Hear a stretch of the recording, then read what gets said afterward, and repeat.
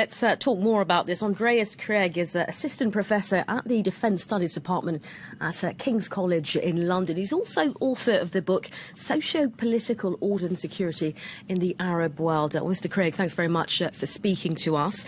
We heard from Trump there talking about a lot of options being on the table. As far as you're concerned, what options does he have?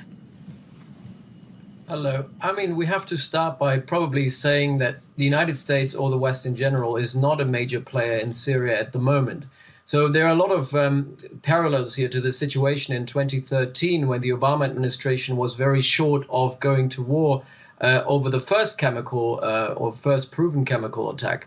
The difference now is that actually Iran, Russia, and also Turkey are much more involved in Syria than the United States or their allies are, which means then that the military options that are on the table at the moment are very limited. So what really would need to be done in order to change the course and the policy of the Assad regime is a major combat operation, which involves not just airstrikes, but also limited operations, at least on the ground, which is nobody has the political will or the power at the moment in the West to do that. So what is really the only viable option are punitive airstrikes through cruise missiles or air power, as we've seen already multiple times throughout the course of the Syrian civil war. But it's very difficult to say whether this has any, if any, impact on how the Assad regime is going to react.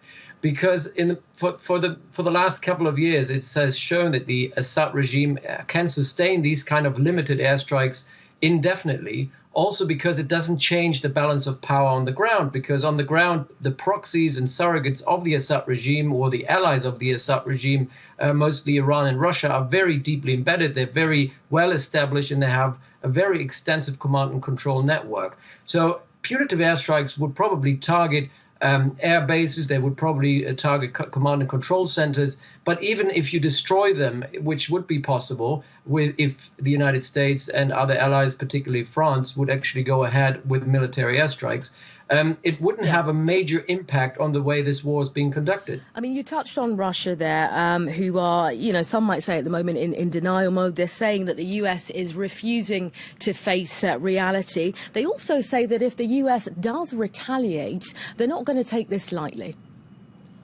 Exactly. And so in 2013, Russia was still an outsider when, the West was very short of taking more extensive action. Today, Russia is very deeply involved, and they will retaliate. They have supplied the regime with extensive air defense systems, which, if they are destroyed, and they will probably have to be destroyed even more extensively than in most recent strikes, the Russians will not accept. And this is the kind of collusion that nobody wants. And we should also not forget that when Israel struck day before yesterday, there is a relationship between Israel and Russia, and there's some sort of dialogue between Russia and Israel over Syria. There isn't such dialogue at the moment between the United States, the West, and especially European Union countries and Russia. So that bears the risk of a major escalation because Russia would not just accept punitive airstrikes, especially if they're more extensive than what we've seen so far. I mean, we've had France coming out today and saying, look, if it is proved that the Syrian regime was behind this, they're likely to get involved as well. But given the limited impact that the US is able to do, what can we expect from France?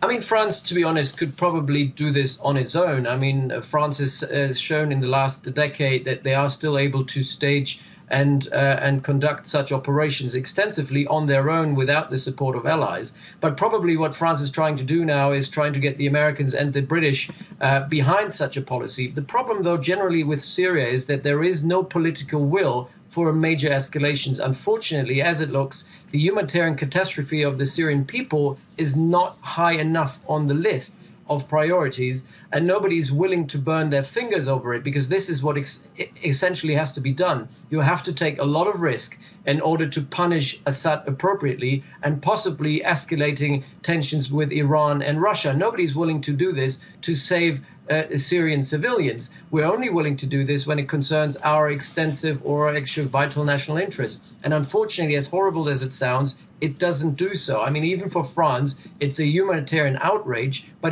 doesn't concern French interests. So everything we're willing to do is fighting a riskless surrogate war, which obviously will not allow us to have the kind of leverage that is needed to punish the Assad regime. OK, Andreas Krieg speaking to us from the King's College in London. Thank you.